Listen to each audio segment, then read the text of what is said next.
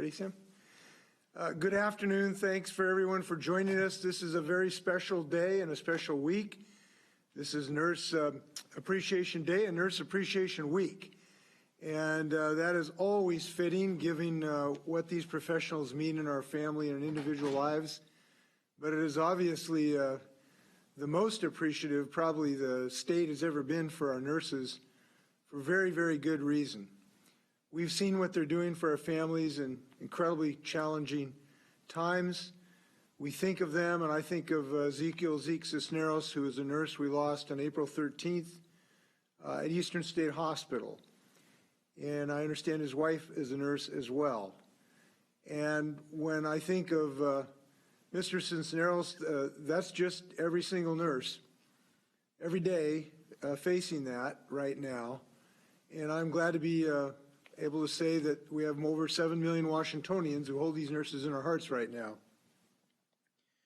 We know that hundreds of our nurses have fallen ill due to COVID-19 while treating patients, and their jobs are always tough. I think that's something sometimes you forget. They're always tough jobs, but so much more so now when we see the hours they have to stand in extremely hygienic conditions to watch these extremely ill patients. Nationwide, the CDC estimates that over 9,000 frontline nurses have been ill and dozens of nurses have lost their lives in the line of duty.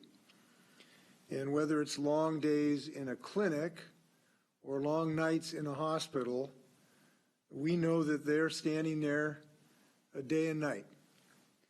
And we know we've heard the stories when we talk to people who are survivors and the survivors' families and those who do not survive. You know, it's almost always the first thing they say is they are so grateful that nurse who stood by them in their hour of need. They recognize what nurses mean, and so do we, I think, throughout the state of Washington.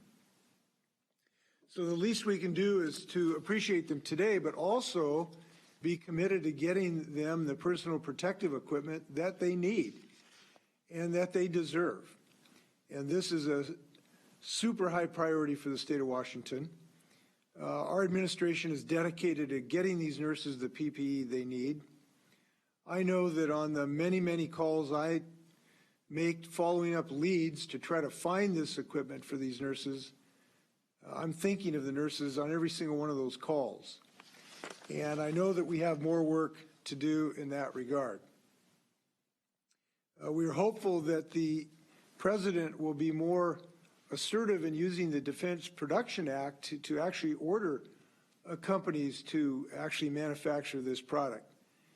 And we hope that that will increase the supply in our state and in our nation, because frankly, that's really the only ultimate solution. We're searching the world for this material for these nurses, and we ought to have our own domestic manufacturing industry to make them. So we're hopeful that can be stood up in the near term.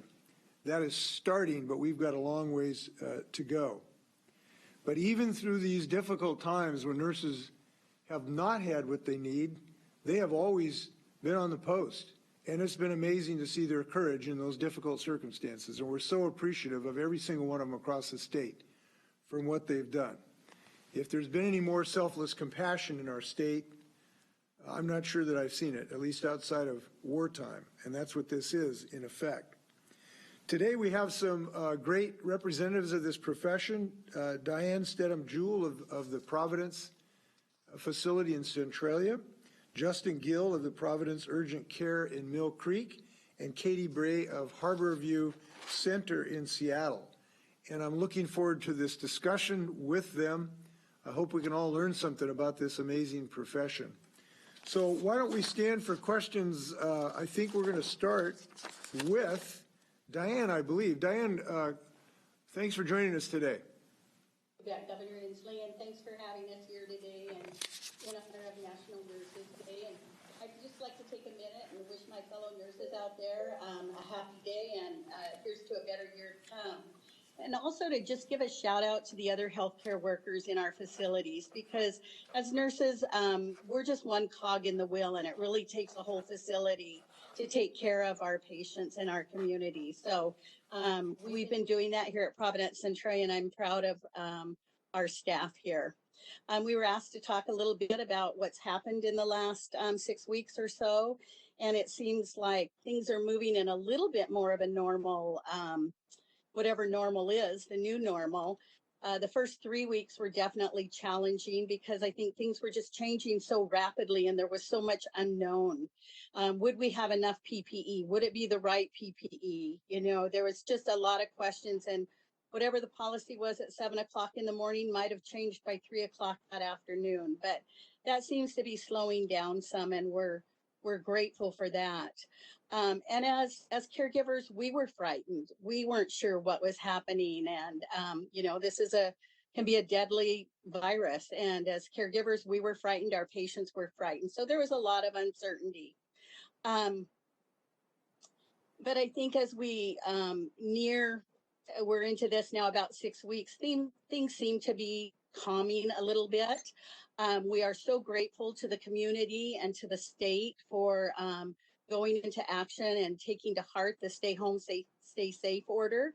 And we just, as a community, really hope as we gear up to restart surgeries, which is the area I work in, that they continue to follow that order, because we want our patients safe, we want our staff safe. And I think that's the only way that right now we're going to get through this is to follow that. And I appreciate the action that you've taken in Washington State to ensure that. So thank you from myself personally and my other coworkers. Elective surgery starting back up. We like to see you working hard, so I'm glad that that's starting up. I know patients are going to be really, really happy about that. They are. Who need some joints fixed, so thanks for your work. Justin Gill of Providence in Mill Creek. Justin, could you give us a few comments? Yes, thank you, Governor, for having us all here today, and happy Nurses Week to all my nursing colleagues throughout the state and in the country. As you had mentioned, I work as a nurse practitioner in a walk-in clinic with Providence here in Mill Creek. I also teach health policy at UW-Bothell and work with the WSNA, Washington State Nurses Association, on their health policy council. You know, I would have to echo Diane's comments. You know, I still remember in the beginning when things were literally changing hour by hour. And as part of the clinic and the health system here in Snohomish County with Providence that saw and dealt with the first COVID positive patient, you know, there was a lot of fear among the staff as well as the patients that we were seeing. I can still recall working in the week following the first community transmission in Snohomish County, and you know, patients were coming in and there was a lot of uncertainty. And for us as healthcare workers, I think it was really, we were fortunate enough to have the appropriate protective equipment, at least initially, and have strong leadership from our healthcare leaders here at our clinic. And, you know, I think it speaks to how, as a profession, we do work with our colleagues, our physician colleagues, as well as all those that are involved in the healthcare system to really take care of our patients. I would have to agree. I've seen a change over the past few weeks, and I'm certainly proud to be a part of the state that has seemed to have flattened the curve and is heading in the right direction. You know, I think it's definitely something where we need to continue to hold these, you know, at least restrictions in place so that way we can continue to flatten that curve. I think that folks are doing a great job in the communities. They are certainly, you know, staying home. We do have testing capability in our clinics here and appropriate protective measures. So, you know, I'm very proud to be a part of this profession, and I definitely thank you, Governor, for your leadership at the state level, as well as advocating for us on the front line. Well, thank you, Justin. Were you, did you have contact with the very first patient? I did not, no, but our clinic and health system did, and it was something that we had to react to sooner than others, and it was fast moving, but I'm fortunate that we were able to get through that process fairly well. All right. Katie Bray from Harborview. Thank you for having me on. My name is Katie Bray. I am a critical care nurse at Harborview Medical Center.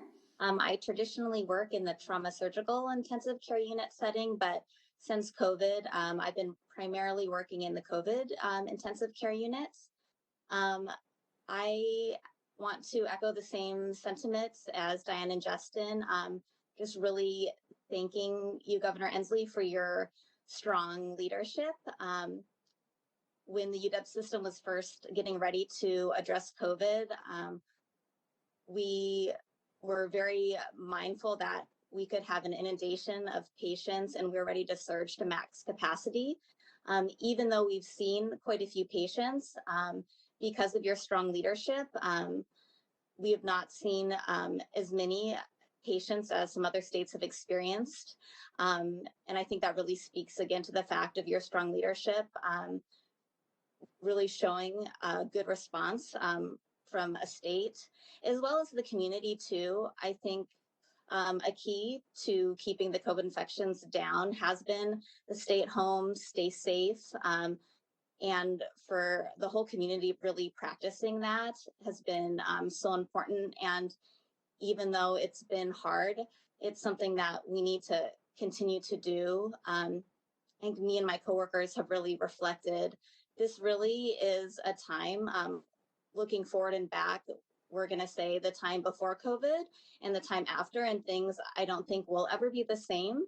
And so I just want to, again, echo that sentiment. Thanks to everybody in our community.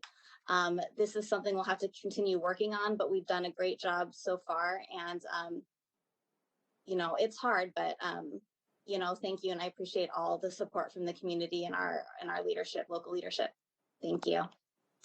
Well, Katie, I appreciate you saying those things. I think Washingtonians have done a great job really getting behind this effort to save people's lives by staying home and staying healthy. And I appreciate you recognizing it. I think when you say it's hard, it's probably a lot harder to stand your shifts than to not have a haircut for some period of time. And that's why we want to honor you on Nurses Week. Katie, can you tell me a little bit what your day's like? What's your shift? What do you do? What's your day?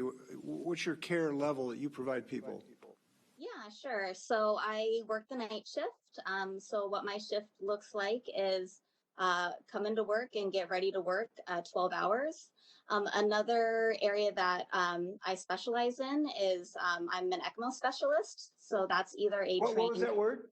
ECMO. ECMO. It stands for extracorporeal membrane oxygenation. But to simplify it, it's basically when the lungs are so damaged and unable to work, a machine takes over that function. It's a complex machine, and it takes some special training to be able to take care of patients on this therapy.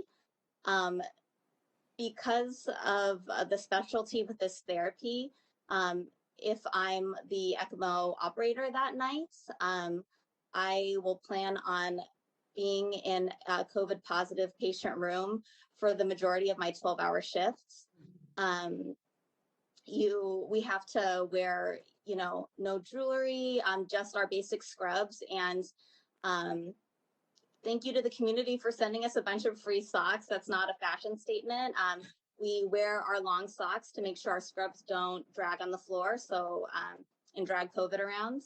And then I have to gear up in all my PPE. And we are so cognizant of doing this correctly. There's actually a trained observer that watches me put on my PPE properly. And then I'll get ready to sit in that COVID room for 12 hours. And because we want to really limit exposure to other staff, we do take on a lot of those extra duties, such as some cleaning, taking out the trash. We try to limit when our radiology techs go in, so we'll a lot of the times with these patients, literally push the bed up to the window to get the x-ray. We'll take on that role of physical therapy, occupational therapy. When we turn patients, these patients need to be turned to not get pressure sores. Typically, for some patients, you'd have more than 2 people, but we're doing even some of that extra heavy lifting. We do have plans in place to make sure, I get my break, but a lot of the time, we take our breaks, but to leave the room, it's quite a process too. We have to clean the door simultaneously with a trained observer. And then as I exit the room, it's about a 5-10 minute process of making sure I've wiped down the equipment properly that I've been wearing or dispose of it correctly. And that gives me time outside of the room just to eat, drink, and go to the bathroom, and then go back in the room. Other staff members, we have 2 different types of PPE masks we wear. There's an air purified mask, which is kind of like a hood. And then there's the N95s, and sometimes staff will wear their N95s so long because we have to. And then the noses are red. We will have breakdown on our noses. It's really exhausting, but it's important work. And even outside of the room, we are adhering to those social distancing and universal masking. So when I leave, I'll put on a simple mask. And we are social distancing in the nurses station, as well as any work meetings. We're doing it via Zoom because those principles are so important. It sounds like a long shift. Concentrate with 1 or 2 patients. That must take quite discipline for that long a shift. Yeah, we have to be vigilant, especially when the room is dark at night. But it does give us an opportunity to really be with our patients and provide that emotional support as well because of the limited visitor restrictions. So as hard as it is for me, I couldn't imagine being in my patient's shoes, being scared, not being able to see my family regularly. And so that's why we do this work. It's really for our patients and for our community. Are these patients conscious that are having this kind of therapy? Typically, to tolerate this therapy, we will put patients on some sedation and pain medication to make sure they're comfortable. We really do want our patients comfortable. Yeah, quite an art form. Could you tell me about what your situation has been with PPE? I know this has been a struggle because we've had to marshal it and make sure that we kept supplies. What has that situation been like either in the past or now for you? Justin, Yeah, Diane? Oh, go ahead, Justin, Diane. I've done a lot of talking. Yeah, this is Justin. I would have to say that, the PPE, thankfully, at least in my facility, we've been able to have access to PPE to be able to get through the day. But there have been times where, we had to look at the PPE that we were using closely and make sure that we had enough for, a few days out. I would have to agree that, there needs to be some action, at least nationally, to be able to get PPE to the areas that need it.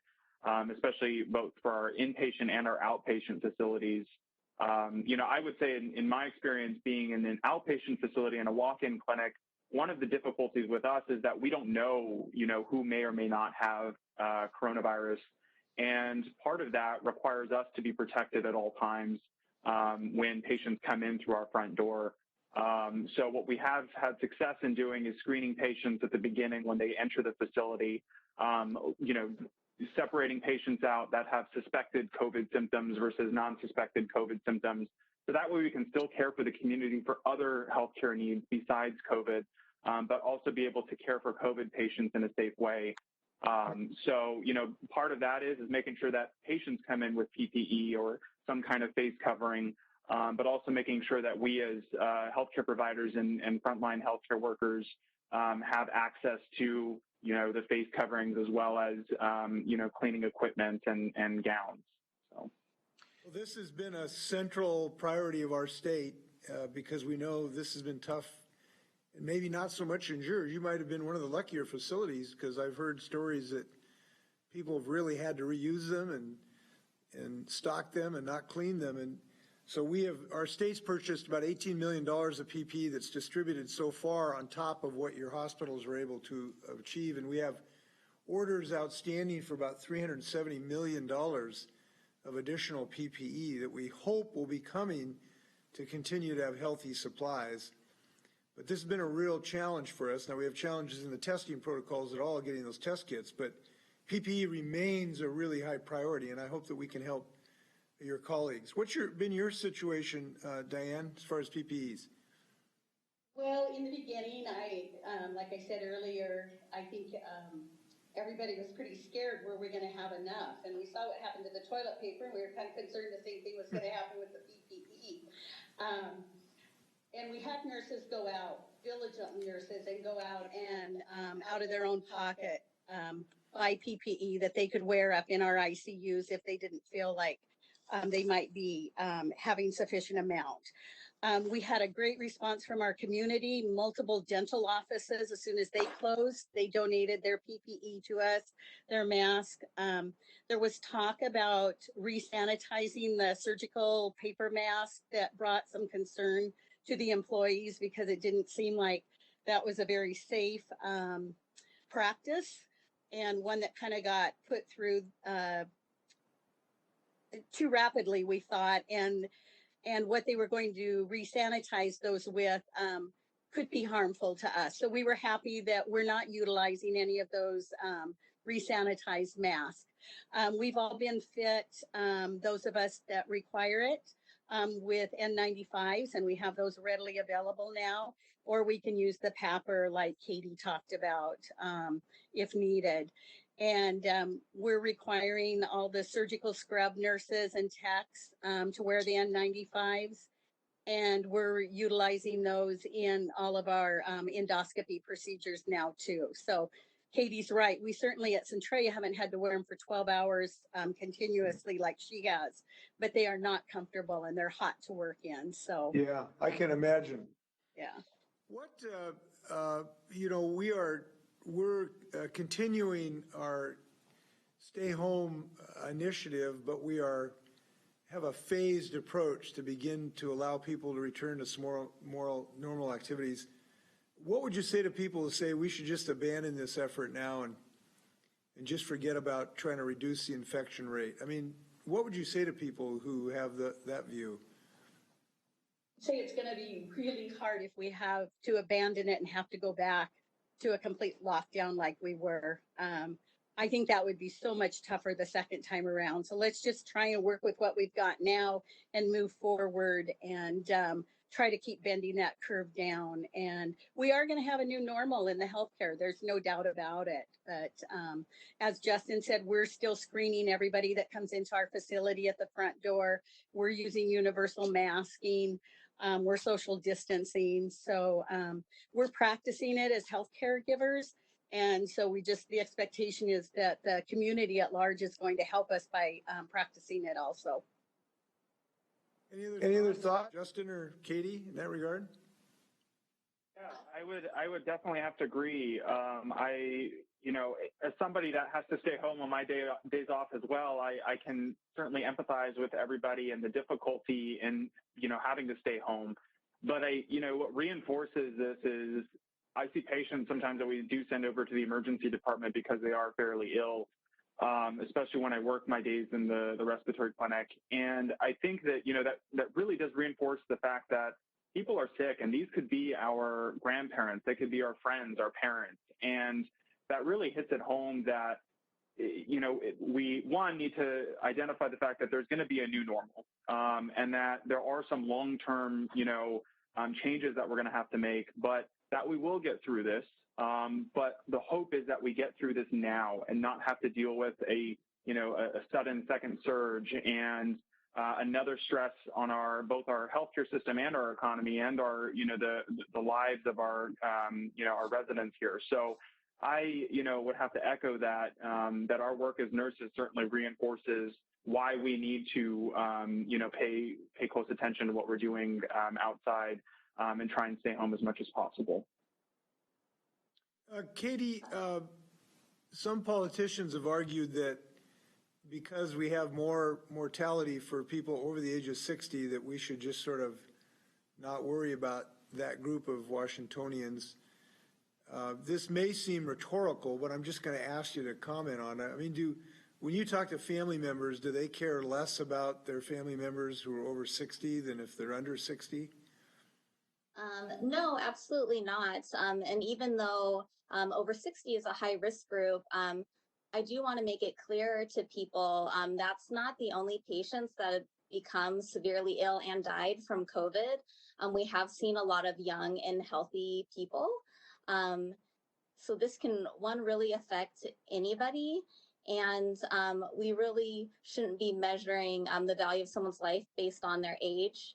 I think the early shutdown, we've seen some of the benefits already. And I think by continuing kind of a measured and data-driven approach, Washington's going to be better off. And even though we won't maybe reap the rewards right away, we're going to see in the long term with this measured, slow, thoughtful reopening that in the end, in hindsight, I think looking back, that's going to be the way to go to keep our community safe and to even help our economy in the end, so we don't have this resurgence and then back at square one.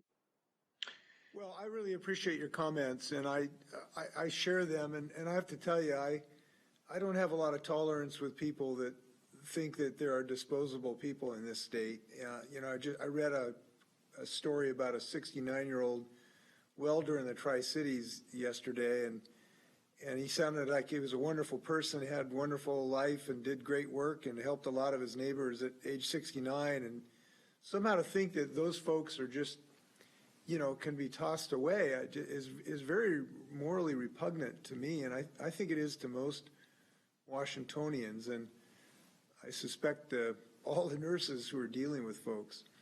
By the way, I want to tell you how long I've really appreciated nurses. When I was 10, I had a really bad broken leg and had some surgery, was in the hospital for a while. And I had a roommate who was badly burned. He was a young man, and his mother, he pulled down a pot of boiling oil. His mother was making donuts, and he was really badly burned, had a lot of pain. And he would call like all night, it seemed like sometimes, and he'd call for Mrs. Lemon. And in my mind, this is a long time ago, but Mrs. Lemon came 24 hours a day. And I still remember that. And I know that goes on every single day in our hospitals for people to give both comfort and professional services. So I want to tell you, this is not a new attitude for me. It goes way back to Mrs. Lemon in 1961. So I want to thank you for what you're doing. I think we're almost out of time, but I'd love to have, if you would all like to add something before we leave, any further advice for us or thoughts that we should be thinking about?